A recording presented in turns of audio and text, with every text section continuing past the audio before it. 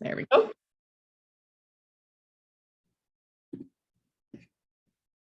Okay, anything coming to mind that people want to learn about?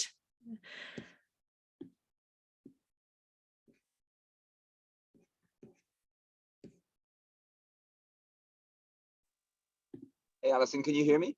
I can.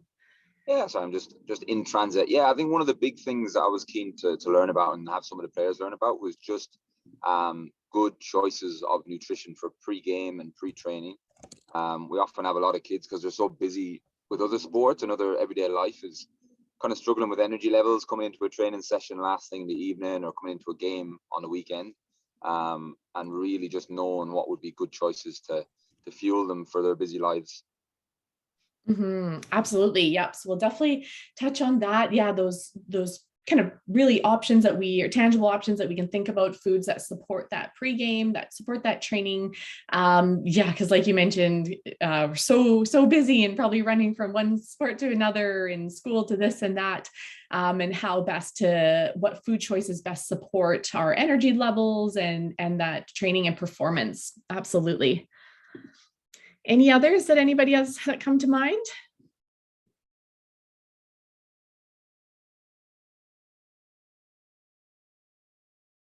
Give another 10 or 15 seconds, and then otherwise we'll move on, but we'll certainly touch on those topics.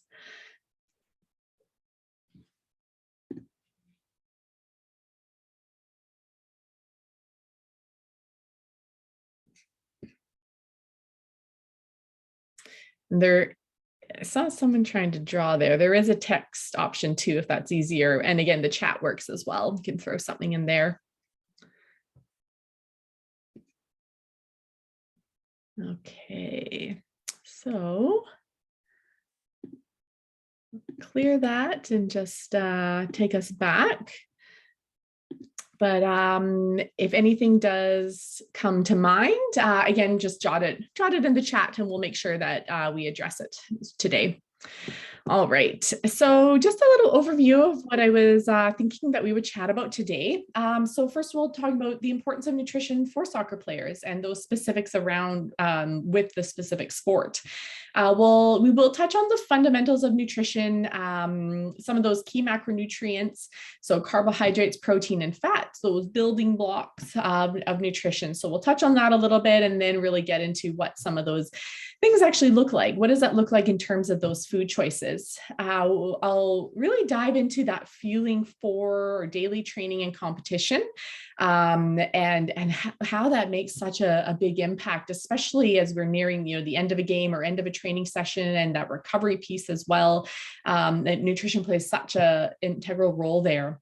So we'll talk a little bit about nutrient timing, and then I've got just some ideas at the end to really get the ball rolling with, okay, what are some easy grab and go things? How can I put together a quick smoothie? How can I have something, especially when we're kind of on the run and need some of those easy ideas to think about? So we'll talk about some of those at the end as well. All right, so why is nutrition important? And maybe before I dive into that, I just wanted to ask a quick poll here. So let's see if I can launch this. I'm just curious if anybody has ever attended a nutrition presentation before, or spoken to a dietitian, or just any kind of information like that.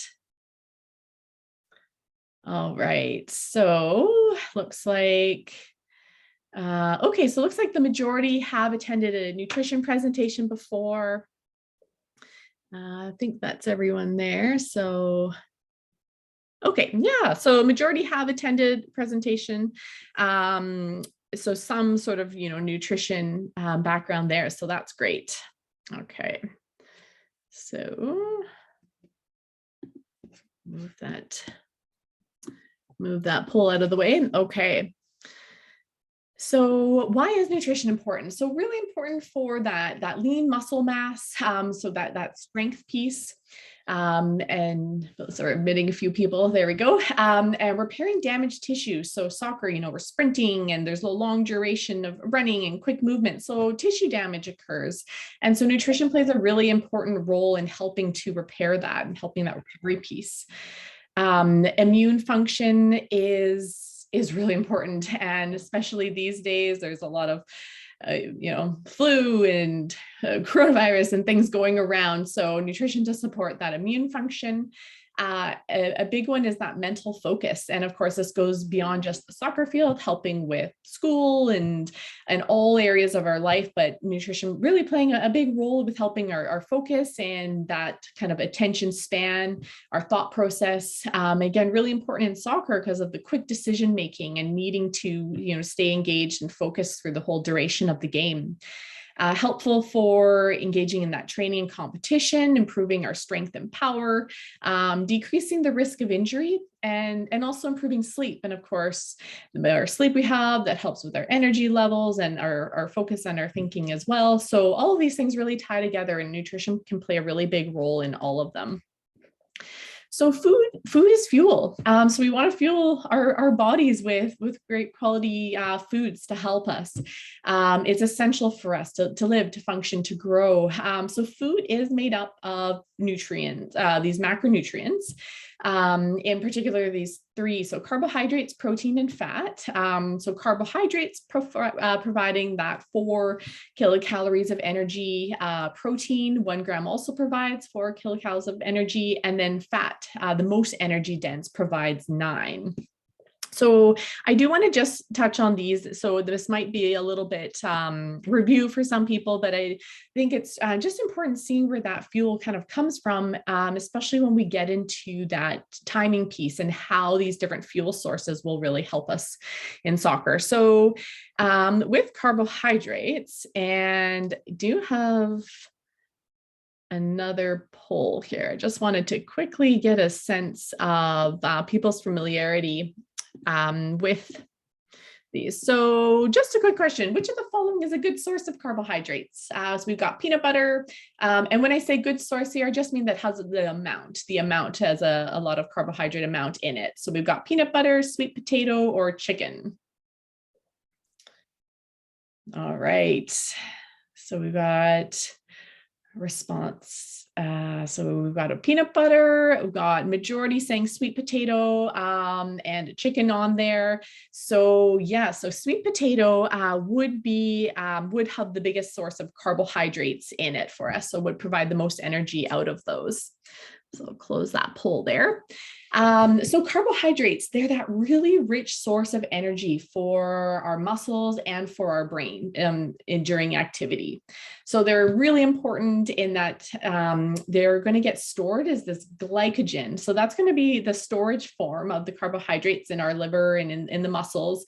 And then those carbohydrates are going to be broken down to glucose. And then our body is going to use that when we're engaging in sports, and even thinking, and all of these different processes require carbohydrates as that energy source. So they're particularly important during a sustained activity, and we're using those glycogen stores as that fuel source. So here are a few examples down here. So like whole wheat bread, beans, a potato. Got a few more examples here. So if we think about carbohydrates, you may have heard these terms before, but kind of thinking of two classifications of complex and simple. And I just like to think of it as complex has lots of fiber. So it's going to take longer for our body to break down those complex carbohydrates. They're higher in fiber, and the simple are kind of really quick energy, quick source. So kind of more sugary. A banana would be a bit more of a simple carbohydrate, or sugar, things like that are just broken down really quickly. Whereas the complex ones with whole grain and whole fiber and brown rice and the sweet potatoes, they have a slower release of energy. And if we think about lasting us for a soccer game, that slower release is going to be really helpful, because that way we've got some of that those carbohydrates to draw on later on in the game. So there's a place for both. Simple carbohydrates are really important too for a quick top up of our carbohydrates, or maybe during the game. And we'll talk about this in more detail as we go on, but just recognizing that there's kind of the two different types. In general, with our diet, we want to choose the majority from those whole grains, those really starchy vegetables, beans, the fruit. because again, these provide a lot of fiber, a lot of different micronutrients, and help kind of with that full rounded, balanced out diet. So choosing those when we can, but there will be a place for the other ones that we'll talk about as we go on. So an easy way to think of kind of, well, you know, how much, if you think of like a fist, this is about usually 30 grams of carbohydrates.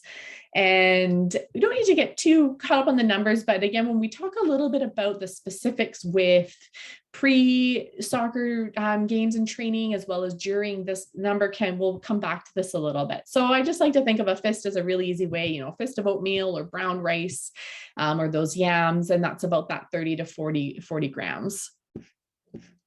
Vegetables as well are a great source of carbohydrates. So thinking of kind of 2 fists on your plate, where possible, just to make sure we get those littler micronutrients, those vitamins and minerals that are going to be so key. And we'll talk again about those in more specifics as we go on.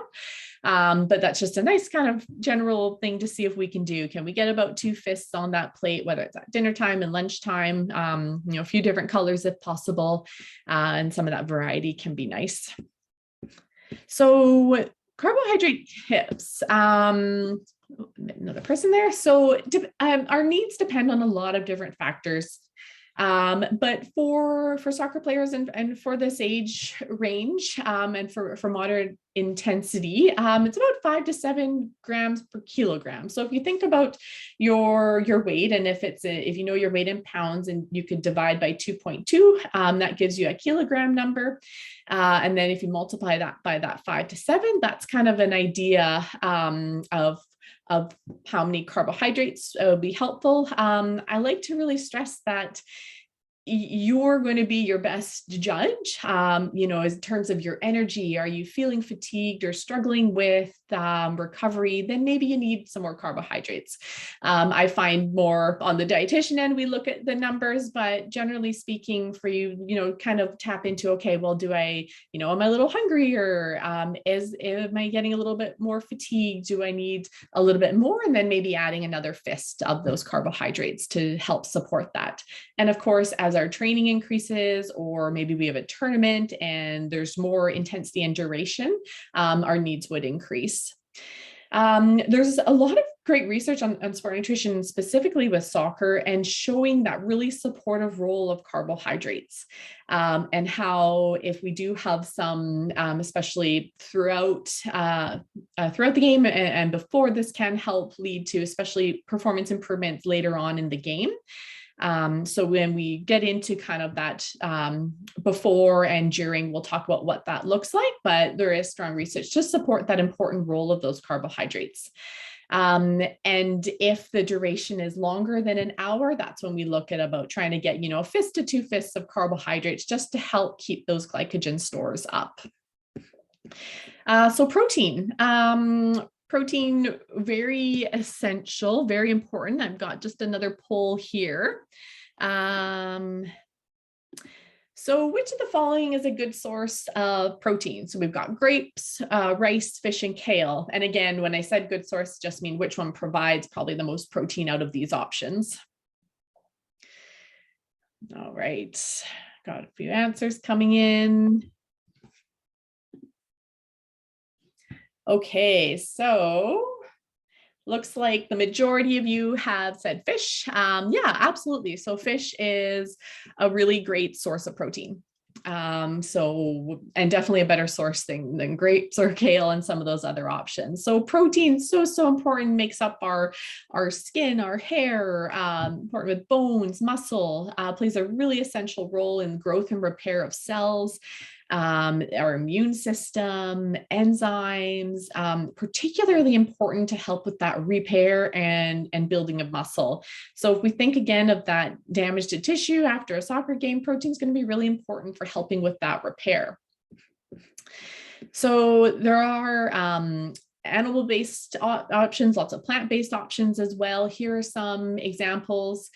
So we talked about, the fish in that other example, chicken, turkey, eggs. And if we think of kind of a serving of protein, you could think of kind of the palm of your hand. It's about 25 grams.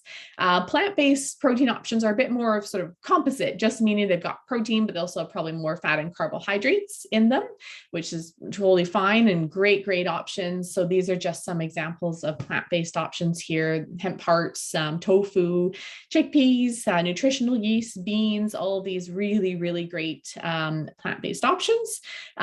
So yeah, depending on your preferences, all of these can be really wonderful options to incorporate for protein.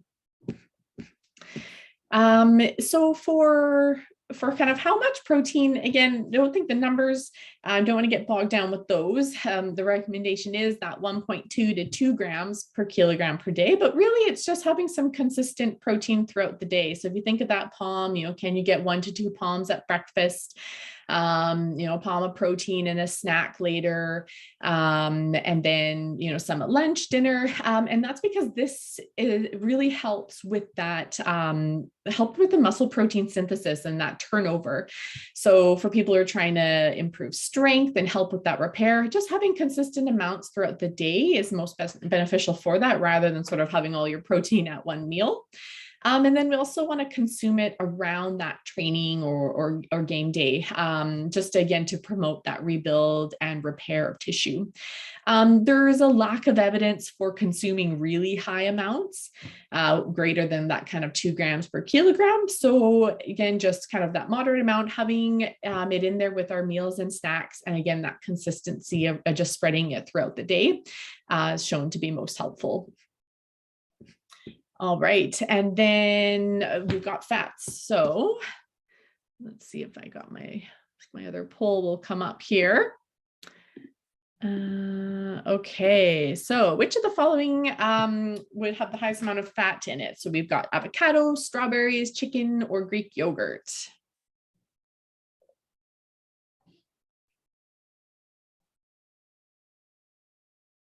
All right. So we've got majority saying avocado. We've got a couple with the Greek yogurt. And so absolutely there is some fat in the Greek yogurt. Avocado probably has that most amount of fat in it per that serving. So that's great. So I'll end that.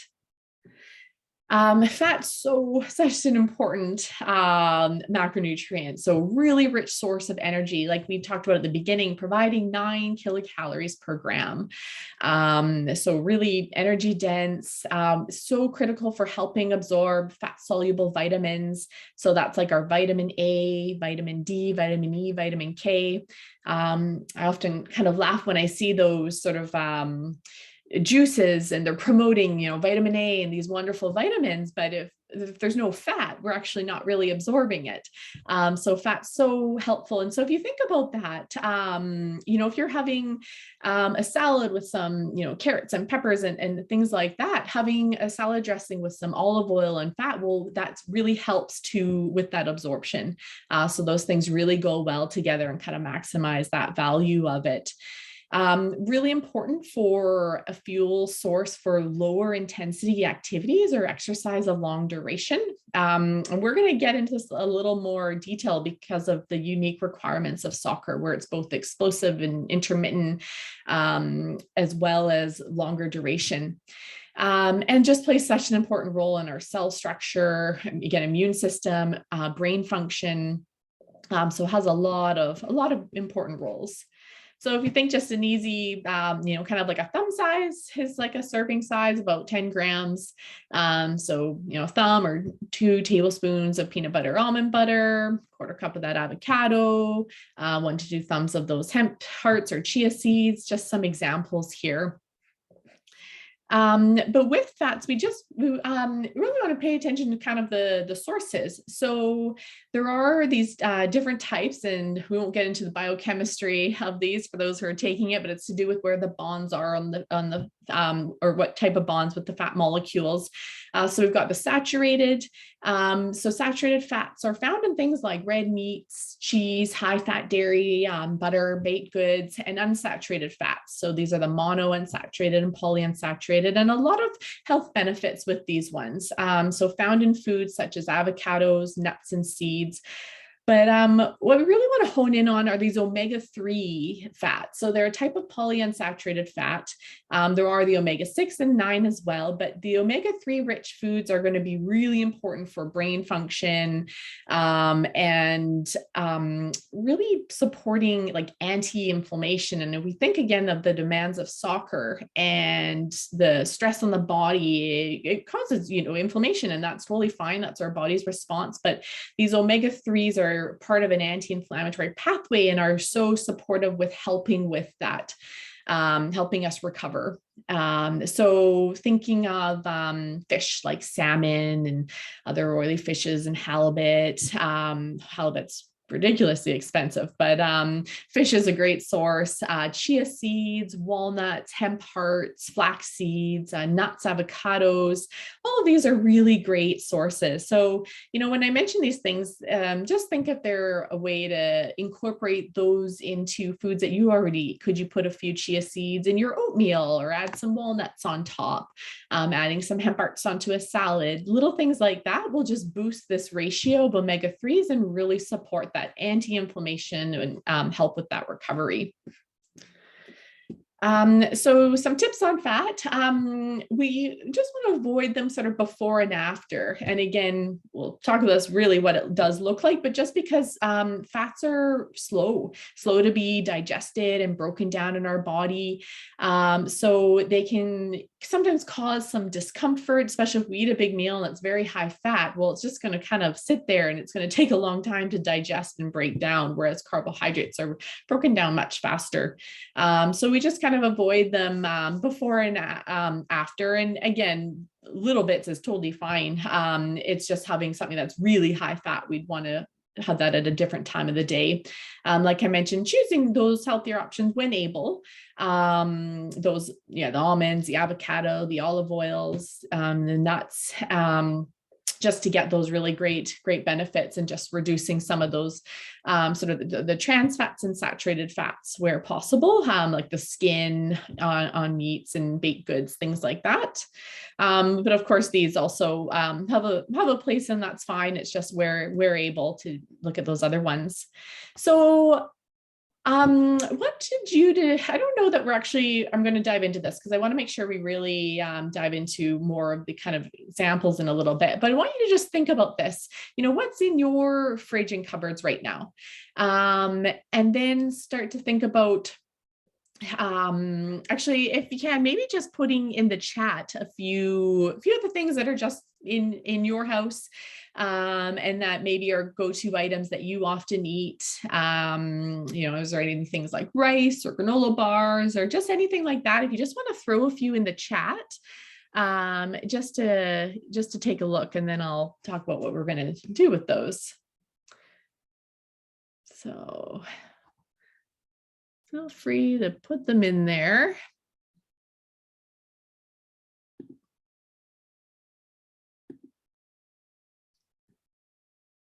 All right, almonds, we've got cereal, chicken, yogurt, awesome, pretzels, some great ones coming in, cucumbers, awesome. So granola bars, peanut butter, oh, so much peanut butter in my household. We've got jars of every flavor, every type of peanut butter, eggs, noodles, ramen noodles. I just learned about those the other day. Okay, awesome. So I want you to just think about some of these in the sense of, okay, well, what's going to be a really good carbohydrate source, and what's going to give me, some good protein here, and what might be a good fat source. So if we kind of look at some of these, that chicken, that's going to provide some really great protein. So having some of that, post competition to help that protein with that repair. We've got cereal, that's going to be some really good carbohydrates. So could be a good kind of pre-game game, pre-practice item. Almonds, a good source of fats. Awesome to have, maybe with breakfast in the morning, sprinkling on some oatmeal or as a snack. Pretzels, again, good for the carbohydrates. We've got some good vegetables in there with the cucumbers. So yeah, these are awesome. So I just wanted you to think a little bit about, okay, well, what are some foods that I've got and where do these fit in? Because now we're going to dive into where we can where we want to really optimize these foods, or place these foods to optimize our performance and our training. So soccer is unique, unique requirements. It's a combination of it's explosive. There's those kind of high intensity intermittent periods, but also endurance. So there's a large aerobic component. There's also position specific requirements. So think about your specific position and what are the requirements of that. So working in sport nutrition, this is kind of what I would think through, working with an athlete. Okay, so what are their unique sport demands? And what kind of energy systems are those tapping into? Because then this is how we can really optimize that nutrition to help support that. So thinking about your individual requirements, okay, what position do you play? Any gaps? Do you find you're really explosive, really great with those kind of quick movements, but do you start to get fatigued near the end of the game? Or vice versa, great endurance, but you want to be a little more, explosive on the field. So thinking about those individual requirements and what kind of training that helps improve those gaps. And then we look at, okay, so how can sport nutrition support either those gaps and support your training and support that overall performance?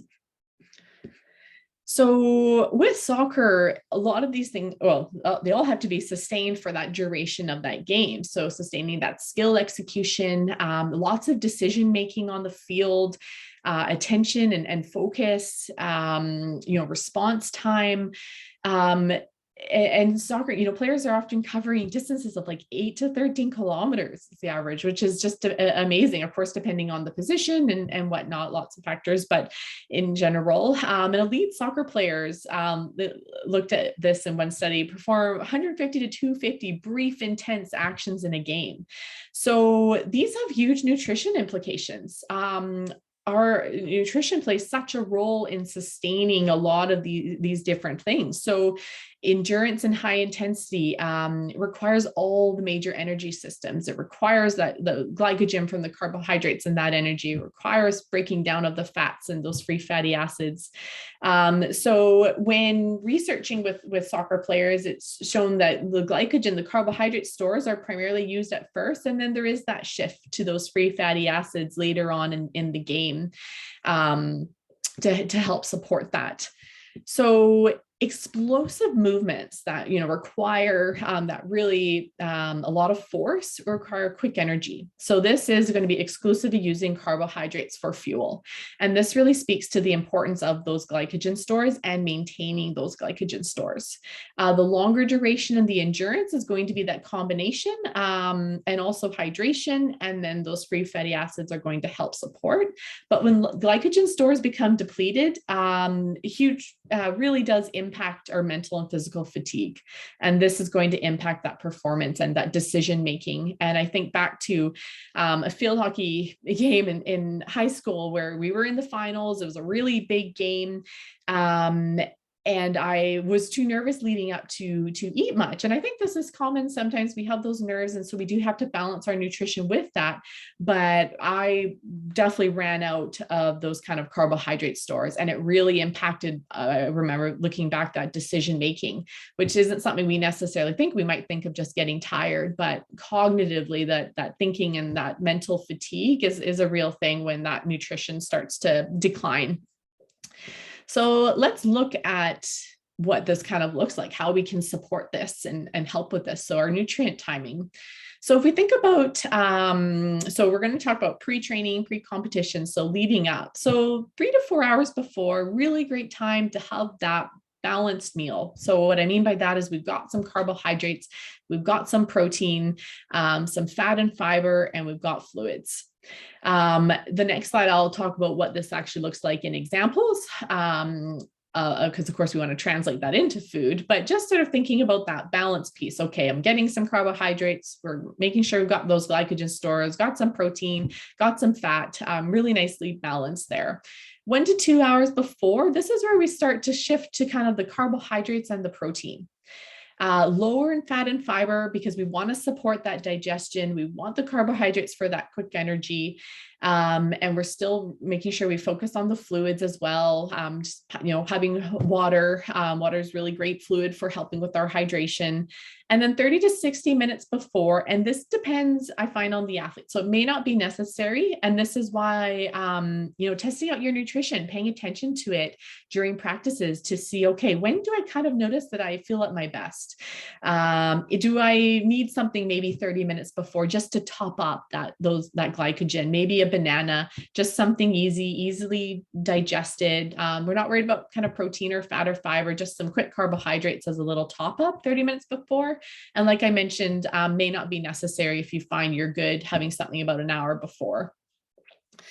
So this would be for some examples. So again, 3 to 4 hours before, and this is where we think about, okay, well, what time is the soccer game? Is it after school today, or is it on a weekend, maybe around 11 a.m.? And so sometimes we've got to play around a little bit with this. So an example, maybe it's a breakfast meal that's 3 to 4 hours before. So some oatmeal, thinking that 1 to 2 fists of oatmeal, some Greek yogurt, providing some of that protein, adding in, some blueberries or some fruit of some sort, nuts and seeds on top for the fat and the omega-3s. So this would be really kind of balanced breakfast. It's got the carbs, protein, and fat, lots of great vitamins and minerals, and then of course some water as well.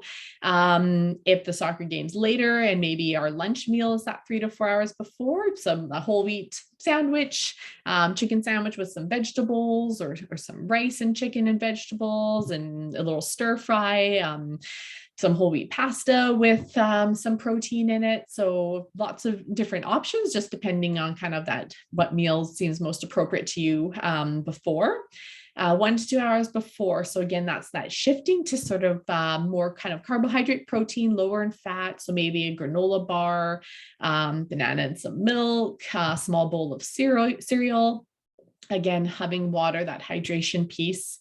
And then that 30, 60 minutes before, again, this would just be some quick carbs, a banana, some fruit, maybe just a little smoothie, something small. But I really do encourage you, just jot down one day kind of what your nutrition is, whether it may be for a practice, if it's a practice after school, and just kind of note and then start to pay attention to, okay, how do I feel at my best? When I had a little bit of that snack 30 minutes before, did I find that actually didn't, I didn't need it, or did it help? And you'll be your best kind of investigator with that. And that can be a really, just a great kind of little journal and really insightful for you to do. So now if we think about during training, this is where I talked about earlier about the carbohydrates and the great research to kind of support the importance of having some carbs, especially to support us at the end of a soccer game. We've got 2 halves, it's long duration. So thinking about how long will that carbohydrate fuel last for? So in really, really high intensity sports, about 30 minutes, and then we're actually starting to deplete those stores. A high intensity would be about an hour, and moderate intensity about 2 hours. So soccer is that combo. We've got the high intensity, but we've also got the endurance. So it falls in about the middle. So for longer than an hour duration, having some carbohydrates is going to be really helpful for the end, because once our carbohydrate stores run out, body will begin to break down protein to convert to glucose. It's going to tap into those fat stores as well, and it's just not quite as efficient. So maybe those explosive movements might become a bit impaired. And like I mentioned, body will also begin burning more fat to sustain that endurance piece, but we want to make sure we've got some of that glycogen to help with those quick explosive movements still. So what does that kind of look like? we don't want to wait till we totally run out of carbohydrates. So this is where, again, longer than an hour duration, a bit of a sports drink. And we often, again, depending on the size of these sports drinks, maybe need to water it down. Maybe we don't need the whole thing, but about that 30 grams of carbohydrates in it will be really helpful for just topping that up and making sure we've got enough to last us till the end of the game. Making a homemade sports drink is a great option. And if you're interested in a recipe for that, feel free to, I'll leave my email. You can email me and I'll send one along to you. So that's a great option. A banana, a few slices of oranges, 6 dates. These are examples of kind of 30 grams of carbohydrates that, you could either, have a few pieces throughout. I guess you have to think about when you might be able to fuel and to have that. Is that at halftime, or is there a break earlier where you can get a little bit of that in? Maybe that's where that little bit right before the start of the game could be really helpful. And of course, our fluids. So making sure that we're still taking in fluids throughout the duration of that game. So about that 30 to 60 grams when that duration is longer than an hour. If we just have an hour practice, you're probably fine. In the sense that those carbohydrate stores will last you for that. But when we get beyond that, can be helpful to just have a little bit to support you to the end. So hydration, really wanted to just highlight this. Hydration is so critical. Dehydration, I put of 3 to 7% can impact performance, but honestly, dehydration of 1% can impact performance. For exercise under an hour, water's best. Really only need water for, under an hour. And of course, water throughout the day is a great option. Once we get over an hour, that's where, whether it's a sports drink or just something with some electrolytes, like sodium, just to help replenish some of those losses. And I'll talk in a second here about if we're in heat as well, because that's really important. But that's where sports drinks can be helpful. And again, paying attention to, sometimes we don't need, the size of some are huge. So maybe watering them down or just having half or something like that as an option, but longer than an hour can be helpful. And then again, kind of looking at, a liter of fluid per hour, depending on your losses. And what I mean by that is, if it's like really hot out and you're sweating a lot, really important to up that hydration, but also make sure that there's some sodium in there. And again, a sports drink will provide some of that sodium. But with hydration, we want to stay kind of ahead of it, in the sense that daily hydration is really important. But particularly within that 24 hours of training and competition, we're not, trying to water load right before a game. We just want to make sure that we're staying hydrated, thinking about the day before, 2 days before, 3 days before, making sure that hydration status is up where it needs to be, and that we're not kind of getting dehydrated. So it's not just about during the game, it's about leading up is really important. Could drink a little bit extra in kind of the 10 to 15 minutes prior to the game. This again could be an option, like a carbohydrate electrolyte solution right before the start, can help to maintain that performance.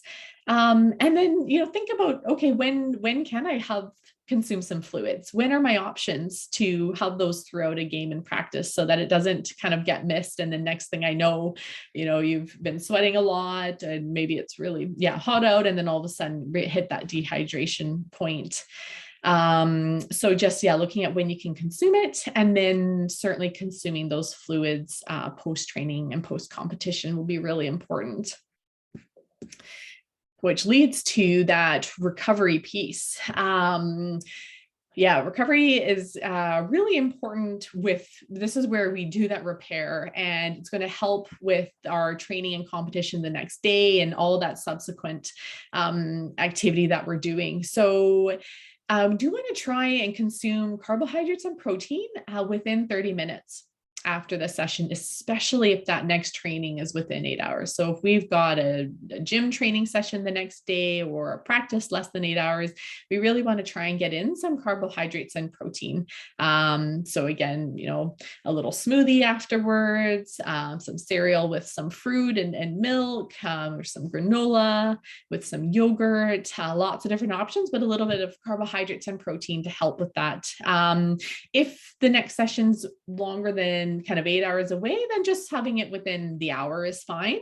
But there is some good research to just support the benefits of having it kind of within that 30 minutes if we can. Our body's really active. It's trying to it'll take up those carbs and proteins to help with that repair process. And then, so once we have a little bit of that carb and protein after, having a balanced meal kind of within that 2 to 3 hours. So maybe that's, that dinner later on, or whatever meal it might be, having some of that whole grain, that complex carbohydrate that we talked about earlier, to provide that fiber, getting some good fats in there and some protein, and then the 2/5 of the vegetables, that really great balance. And that's going to, again, be very helpful for that recovery piece. So I just sort of highlighted here in bold at the bottom, that post-session target, that 1 to 3/5 of carbohydrates plus 1 to 2 pounds of protein. And then again, those fluids, really critical for replenishing any fluid losses. So thinking rehydration, thinking refuel and repair, is what's going to be really helpful for that recovery, which will then of course help us with that subsequent activity. So this is just kind of a little example, and then maybe we can talk about what these would actually look like in terms of food and ideas that we have.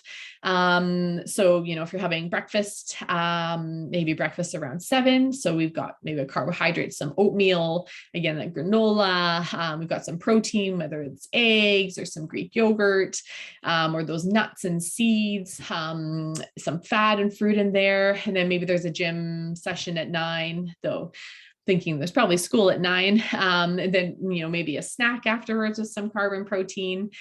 We've got lunch, again choosing a kind of a complex one, because now we're looking at, okay, well, if I've got soccer practice at 3, how can I get some balance in here? And then maybe right before that practice, have a banana, or having something that's a bit just like a quick easy carb to have before. So just kind of is even throughout the day, in the sense that, okay, I'm getting protein throughout the day. I've got those balanced meals in there with kind of all those 3 macronutrients, lots of opportunities to incorporate kind of those vegetables as well. And it'll support that. We've got that snack after to help with that recovery from the soccer practice, and then that dinner with that balanced meal afterwards. So just a little example. And we've got some more ideas I'll talk about in a second for foods, but just some additional considerations. These are those micronutrients. So I talked a lot about the big ones, the ones that provide the energy, the carbs, protein, and fat. But these little micronutrients are so important. And this is where those whole food forms are going to provide the best bang for your buck, and the fruits and vegetables to help with these. So calcium plays so many roles, especially at this age with all the bone formation. And because if you think about, the impact on the bones with training and running and that movement. So calcium being really important. Lots of great calcium sources. Yes, we often think of dairy sources, yogurt and milk and things like that. There's lots of plant-based milk alternatives. If those are something that interests you, that just look for ones that are fortified with calcium. So there's lots of like almond beverage, and that's fortified. You can find them that are fortified with calcium. Leafy greens, a cup of kale is actually the equivalent of a cup of milk in terms of calcium. And collard greens are another huge calcium source. So any of those kind of leafy greens are really great for calcium. The seeds, chia and hemp and almonds, wonderful calcium sources. So thinking of any ways to kind of get those in there. Vitamin D. So there is limited availability in our food sources because we get lots from the sun. So this can be challenging in the winter months, especially in Canada. So sometimes a supplement is helpful with vitamin D. I'm always encouraged to kind of talk to the dietitian or talk to someone about that rather than just jumping in to see if that's something that could be helpful for you. Fish, it can be a source of fatty fish can help with that vitamin D. But it can be a challenging one to get, like I said, because it's just limited availability in those food sources. Iron, really important, especially if anyone's a vegetarian, needs go up. Females in particular, iron is, the needs are increased. So iron's a really, really important one. So thinking of, we're not going to dive into the different iron sources, but animal products provide iron that is quite bioavailable, as in we can access a lot of it. But there are lots of great plant-based options for iron too. Again, those leafy green vegetables, but foods like chicken and meats and egg and fish, those will provide iron in there. The omega-3 fats we've talked about earlier. So again, fish, chia, flax, walnuts, really helpful for that brain function, especially at this age, and that anti-inflammation that we talked about. So fruits and green leafy vegetables really are great sources for those micronutrients. So if you have any, concerns about some of these, this is where it can be really great to talk to someone and just see, what foods could I maybe increase to help with these needs? Am I struggling a bit with fatigue? Could low iron be related to that?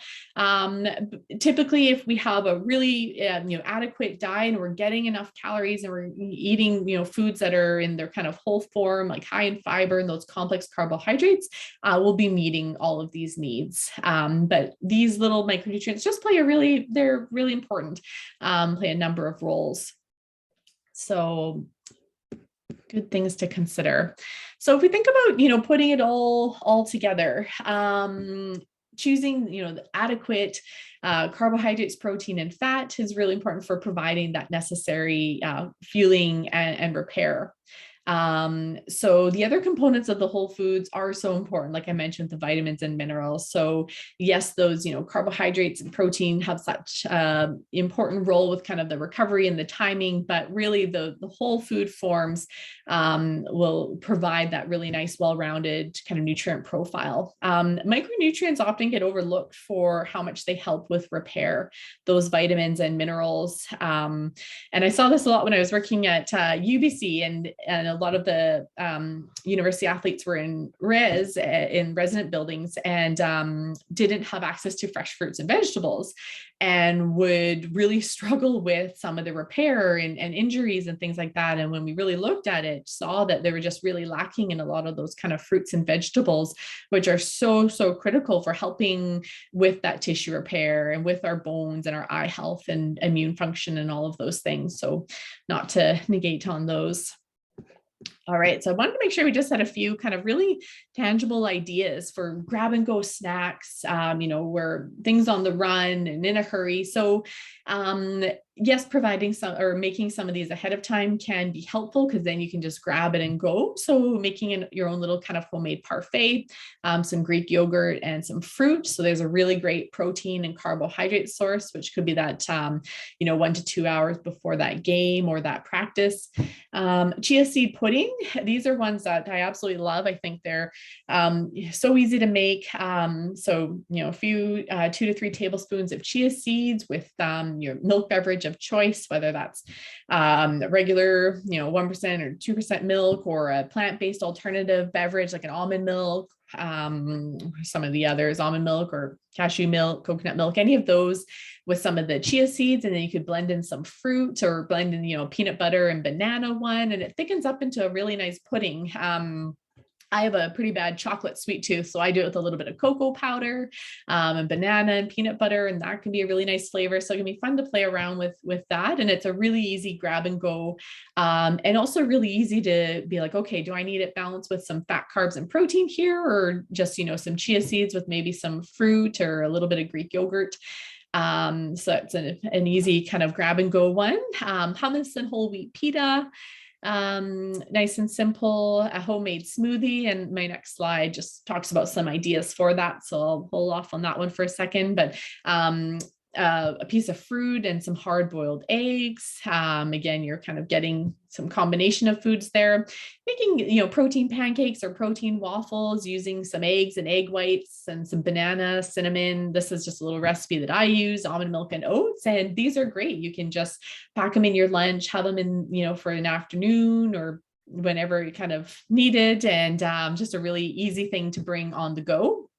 So just some little kind of ideas there, and thinking again about the foods that you guys mentioned in your kitchen. Think about how you can kind of pair those together to make a really easy snack that you can just grab when you're on the run. And then, just to finish up with just some ideas if you are wanting to make a quick smoothie, thinking about that base, whether that's some cow's milk or water or unsweetened sort of plant-based alternative beverage, some juice or unsweetened coconut water, and then looking at a protein source, that Greek or that skyr yogurt. It's a really wonderful protein, rich protein yogurt. Hemp seeds, chia seeds, great protein sources. I've got protein powder. It certainly isn't necessary.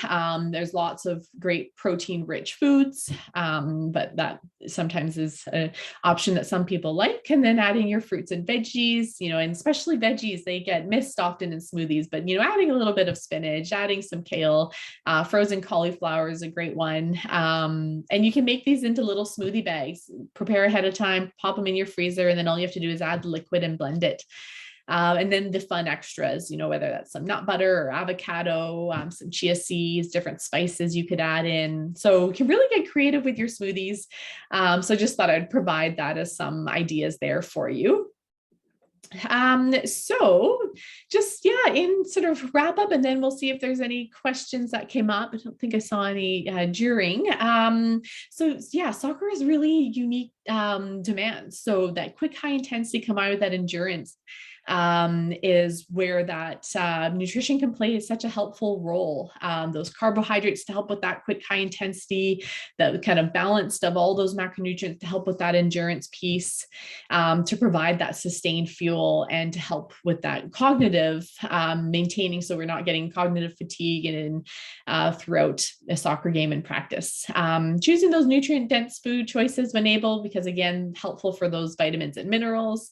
Talked about kind of those regular, consistent eating times throughout the day, and then when to kind of just tailor it a little bit, tweak it a little to best support around that training and competition.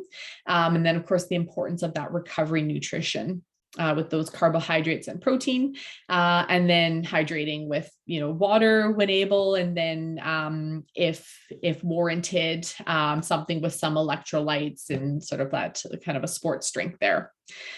So thanks so much, everybody, for listening. I know that was a lot that we went through. So I've got this references here in my email, but would love to hear if you have any questions. I'm happy to answer them for you now.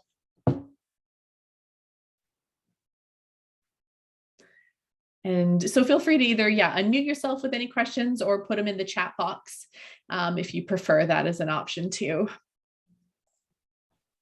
Alison, I had a quick question around caffeine. So I've seen a lot of players, and again, especially younger players who've got so much going on, rocking up to a game or a training session with a can of Red Bull or a Monster. I've even seen 5-hour energies getting consumed about 30 seconds before walking onto the field. Is there any benefits at all, or is it all just a big no-no? Yeah. So interesting question. I'll sort of answer it first in the sense that, is it necessary? I think, I don't think it's necessary to use. I think, having, like we talked about with that pre-game and pre-race nutrition, really balance is going to provide that kind of best energy. So I guess my hesitancy with it, and I'm not negating it because caffeine does provide an energy boost and recognizing that, but we're not getting any additional kind of benefits from it in the terms of those other micro and macronutrients. So we're at risk for crashing with it. There's a risk of, especially some of those 5-hour energy drinks, that's a huge jolt of caffeine that you're at risk for a really big crash. And sure, it says 5 hours, but everybody metabolizes caffeine quite differently. And so you have no idea if it's actually going to be 5 hours. Maybe you're crashing at 3, maybe it's keeping you up all night. So there's just some kind of risks or things I would wonder with that. So I think, choosing those food forms so that we're getting those carbohydrate stores, because with caffeine, we're not getting that. We're getting something that's boosting our system, but it's not providing kind of the glycogen stores that we might need later on in the game. And then we're just at risk of when is that kind of crash coming. I think if you're somebody that drinks, a little bit of coffee or tea, and there is some caffeine in there, I think that's fine when it's keeping under kind of a moderate amount. But there are we just would want to be aware if we're cutting out, foods and not having that kind of food nutrition because we're substituting with caffeine instead. Did that sorry, I went on a few different tangents there. Did that answer it? Oh, for sure. Yeah, that was super. Okay, see a few questions in the chat. Yes, so can we email you about homemade sports drinks you mentioned? Yeah, absolutely. So here's my email, alison@kaisermind.ca. So just send me an email and I'll just send you a little PDF sports drink recipe that I've got. Sorry, I didn't include it in the presentation, but happy to send that along to you. It's one I love doing. And then it's way cheaper than kind of doing a Gatorade or Powerade. It can be nice that you can control what you're putting in there as well. So yeah, please feel free. Right. What would be a good thing to eat when you have a game early in the morning? Yeah, so this is a great question. And I find it depends, and this is where it can be really helpful for you to practice this. So depending on the time, if the game's at 8 a.m. versus 10 a.m., because thinking about, well, what time are you getting up? So, how I talked about in that one slide, eating 3 to 4 hours before and then 1 to 2. Well, maybe you don't have that luxury because the game's at 7 and you don't want to be getting up, at 3 a.m. or 4 a.m. to get that in. So kind of looking at what time would you then be getting up? But the key things you want to be looking at are, okay, well, how long do I sort of need for some of this food to digest? So we want to make sure you've got some carbs and protein in there. If you're able to have something a little bit balanced with some fat, if you can get up kind of 2-3 hours before to have that, and then just have a little bit of carbohydrates, a banana or something closer to as well. But this is something, we're kind of playing around with how your digestion is. And this is because I find a lot of people are really individual in terms of what they can stomach in the morning. So practicing this, because you don't want to, say you haven't had an early morning game and all of a sudden you do, and then all of a sudden you're trying to figure out your nutrition on that morning. And that's where it can sometimes backfire, or maybe we get some indigestion or cramping. So I would first encourage to practice that before when you can, with a practice or something like that, or even scheduling an early morning run or workout, and then, seeing what nutrition best supports that. But generally speaking, if you're getting up 2 to 3 to 4 hours before, some oatmeal, again, some Greek yogurt with protein, some fruit on top, and a few kind of nuts and seeds can be a really nice breakfast. A whole grain cereal, again, with whether a protein source, so whether it's milk or a hard-boiled egg on the side, and again, a little bit of fruit. Would be another option, or some granola or muesli. Again, just incorporating, okay, so you're getting some good carbohydrates and some fiber there, you're getting some protein and maybe a little bit of fat. And depending on how close it is to that game, then maybe it's just a little less fat than it would be otherwise. But those are some ideas that would be helpful for sustaining. Yeah, great question. Any other questions? Alison, just one last question. You mentioned journaling, which I think is massively important, especially when you walk off and you've had a really good training session or you played a really good game and you're wondering what the hell was so different today that I played so well. If you have any apps that you'd recommend that are good for journaling food intake, like I know MyFitnessPal and stuff like that out there. And the other one was around supplements. If you think at this age supplements can be used, if you could maybe send me some common supplements that would be useful, and I can just email it out to everybody who's on the call. Yeah. So I'll speak to the journaling piece first, because I agree. I think this is just such a wonderful tool.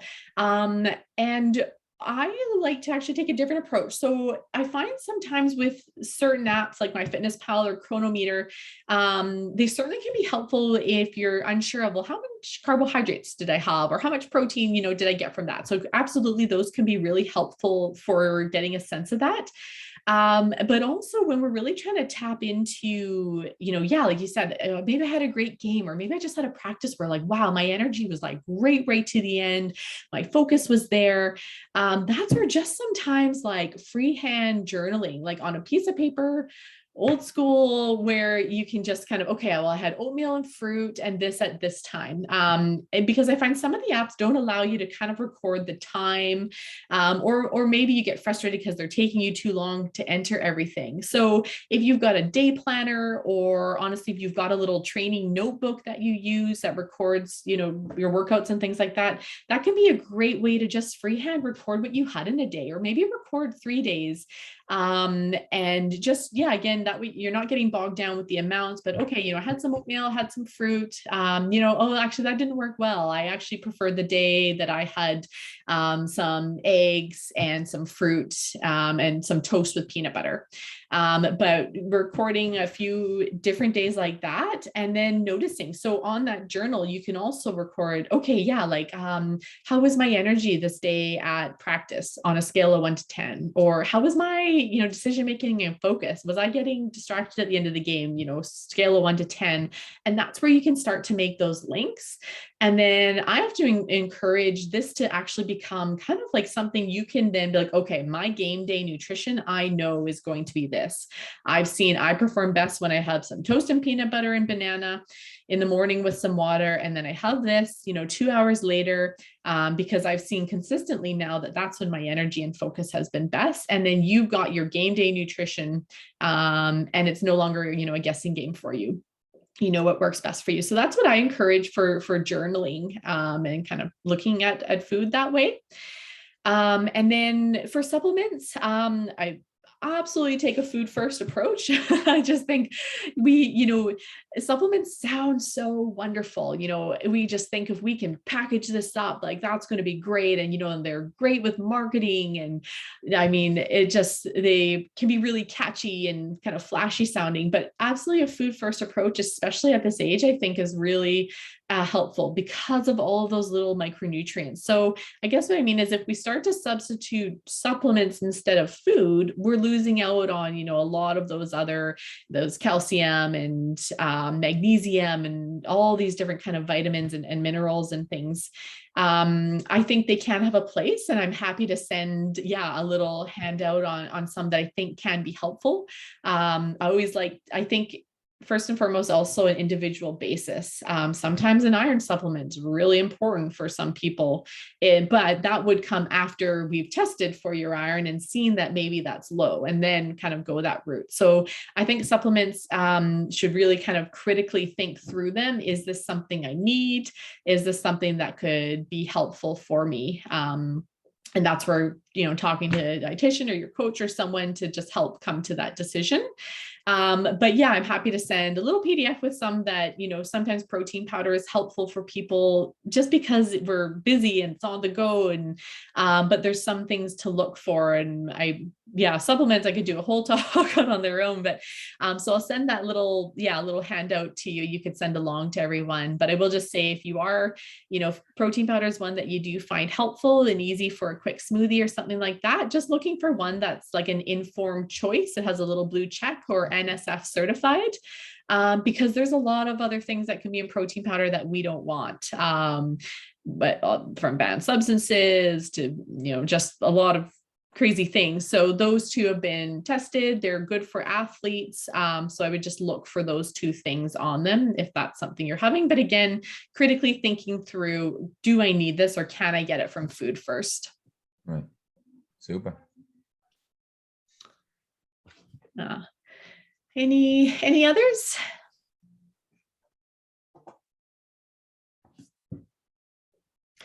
All right. Well, again, happy if any questions come up that you didn't get a chance to ask, feel free to email me.